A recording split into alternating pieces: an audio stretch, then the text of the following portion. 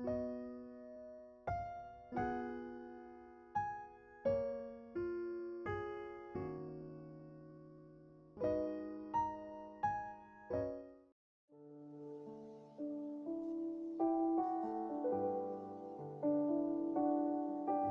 malam Bapak Ibu dan saudara-saudara yang dikasihi dan yang mengasihi Tuhan.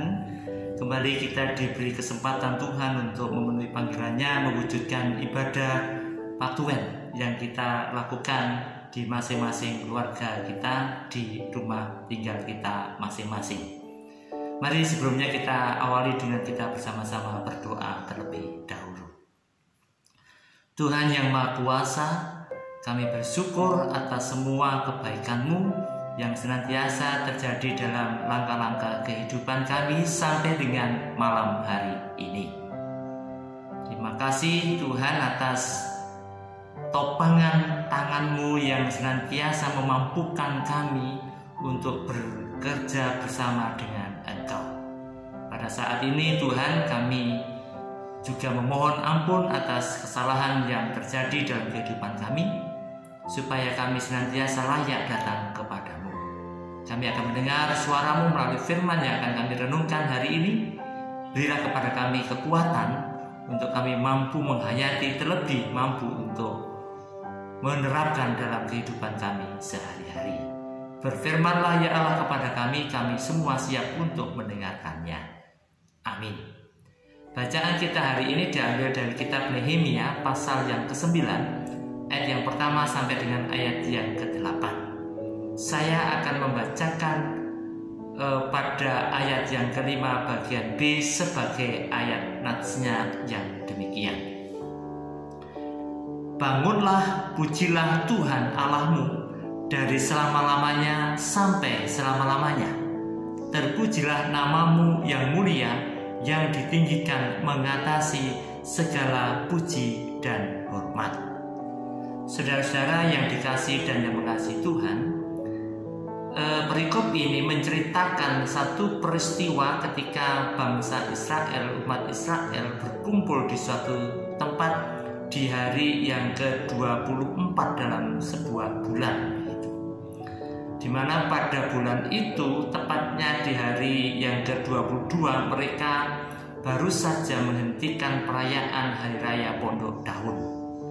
Setelah itu, sehari kemudian berkumpul mereka tadi itu dengan menggunakan kain kabung, petanda bahwa mereka akan menghadap Tuhan untuk mengungkapkan penyesalan akan dosa dan kesalahannya. Sebuah peristiwa yang sangat kontras sebenarnya, di mana pada saat perayaan Hari Raya Pondok Daun mereka meluapkan kegembiraannya, maka sehari setelah perayaan itu mereka mengungkapkan penyesalan akan dosa dan kesalahannya. Dalam ritual itu mereka juga menaburkan debu dan abu di atas kepala mereka sebagai tanda penyesalan akan banyak kesalahan dan dosanya. Diawali dengan mendengarkan pembacaan Taurat, dan setelah itu dilakukan ritual penyembahan dan puji-pujian kepada Tuhan. Nah, saudara-saudara yang dikasihi dan yang mengasihi Tuhan, ada hal yang menarik dalam tradisi ini, sebab mereka juga memohon pengampunan kepada Tuhan, tidak hanya kesalahan-kesalahan yang mereka lakukan, tetapi mereka juga memohonkan ampun atas kesalahan-kesalahan yang dilakukan oleh nenek moyang mereka kepada Tuhan.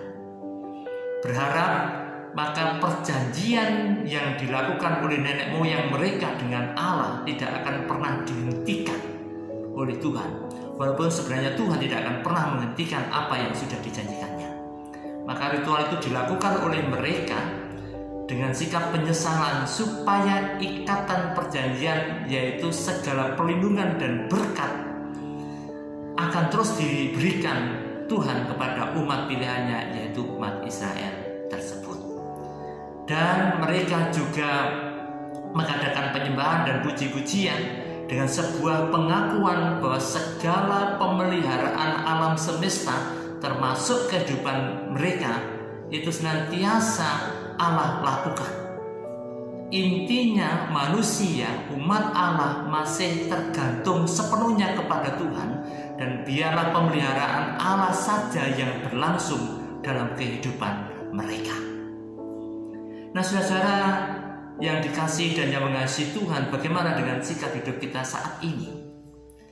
Memang melakukan pekerjaan salah itu cepat sekali. Melakukan pekerjaan yang membuat kita menjadi dosa itu seringkali juga tidak kita sadari. Bahkan ada banyak kesalahan-kesalahan yang dosa yang kita tidak mengerti kapan terjadinya, di mana dan bagaimana sikap kita. Tapi kalau melakukan perbuatan yang baik itu sulit begitu. Melakukan pekerjaan baik itu sangat sulit. Nah, disinilah kemudian juga menjadi dasar kita semuanya mengakui segala dosa-dosa dan kesalahan kita. Dan kita mengingat bagaimana cara Allah memberikan pengampunan akan kesalahan dan dosa manusia.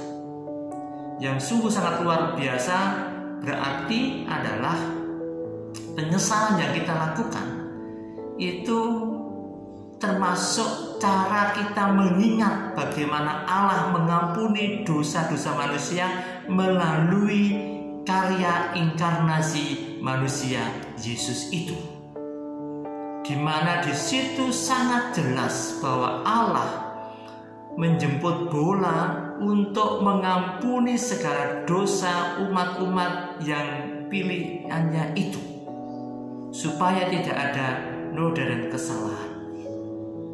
Yang kedua, mestinya dari ritual yang dilakukan oleh bangsa Israel kita bisa mengetahui bahwa penyembahan dan pujilah Tuhan, maka kita juga diingatkan bagaimana kita senantiasa menyembah dan memuji Tuhan dengan mendengarkan firman-firman Tuhan melalui apa saja dan siapa saja begitu. Maka kita diingatkan betul pemeliharaan Allah biarlah terus berlaku dalam kehidupan kita, dan ketergantungan kita yang utama adalah pada kehendak dan rancangan Tuhan, sehingga dengan demikian kehidupan kita terhindar dari hal-hal yang salah yang mengakibatkan kita masuk dalam dosa. Berarti juga bahwa dengan penyesalan dosa, penyembahan dan pujian adalah cara terbaik yang Tuhan berikan melalui hadirnya kekuatan Roh Kudus dalam hati kita, menghentikan akan laju kesalahan manusia yang ada dalam diri kita juga. Oleh karena itu, Bapak Ibu dan Saudara yang terkasih, jika kita senantiasa berdoa kepada Tuhan, jika kita senantiasa beribadah kepada Tuhan, berarti itu juga seperti yang dilakukan oleh umat Israel, umat pilihan Allah, dalam rangka kita menyesali dosa-dosa kita, dalam rangka kita melanggengkan bagaimana Allah senantiasa hadir dalam kehidupan kita dengan pengampunan dan berkah-berkahnya itu. Supaya sebenarnya ada hal yang tersembunyi yang mungkin kita tidak sadari seringkali adalah jika kita senantiasa melakukan banyak kesalahan dan dosa, jika ritual-ritual dan penyembahan kita dan pujian kita hanya dihabiskan atas penyesalan dan dosa-dosa kita, maka hakikat kualitas kehidupan manusia pilihan Allah kita dihabiskan dengan peristiwa-peristiwa hanya untuk memuliakan diri kita sendiri. Padahal Allah menginginkan kita untuk kita menjadi teman sekerjanya seluruh hidup kita, bukan untuk penyesalan atas dosa-dosa kita, tetapi justru hidup kita harus menjadi teladan bagi banyak orang lain, bagi banyak orang. Sehingga demikian maka kita bisa menyaksikan betapa baiknya Allah dalam hidup kita kepada orang lain. Dengan demikian maka kita bisa menyampaikan betapa kasih Allah itu kepada banyak orang. Dengan demikian melalui kehidupan kita banyak orang kemudian menerima kasihnya Kristus itu. Karena itu Selamat bertahan untuk senantiasa menyesali akan dosa-dosa kita. Selamat bertahan untuk senantiasa menyembah dan memuji Tuhan. Selamat untuk terus melestarikan ketergantungan kita hanya kepada Tuhan, bukan kepada yang lainnya. Tuhan berkati kita semua. Amin. Mari kita berdoa. Terima kasih Tuhan atas berkat firman-Mu hari ini. Mampukan kami untuk senantiasa menghayati supaya relasi kami dengan-Mu terus terjaga, supaya kehendak-Mu kepada banyak orang melalui kehidupan kami juga terus berlangsung.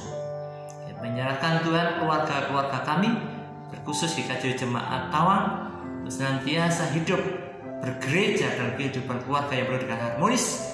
Pimpinan Tuhan dengan berkat-berkat-Mu yang luar biasa itu, dan ajarkanlah kepada kami ya Tuhan untuk mengelola berkat-berkat-Mu itu dengan baik, sehingga kami tidak akan pernah jatuh dalam kekurangan kami. Terima kasih ya Tuhan atas gereja-Mu dengan segala berkat dan juga program-program yang ada. Ajarkanlah kami ya Tuhan untuk menjadi jemaat yang memiliki kehidupan penuh perhatian dengan gereja milik Tuhan. Dan juga berdoa ya Tuhan untuk bangsa dan negara kami. Biarlah para pemimpin kami senantiasa melakukan kebijaksanaan yang berasal dari-Mu saja. Kami terus memohon kepada-Mu Tuhan, berkenan untuk menghancurkan virus corona, sehingga dengan demikian maka kehidupan penuh dengan keteraturan yang baru segera kami nikmati. Inilah Tuhan syafaat kami. Kami serahkan di dalam Tuhan kami Yesus Kristus sebagai juru selamat kami yang hidup. Amin. Demikian Bapak Ibu dan saudara ibadah kita. Selamat beristirahat.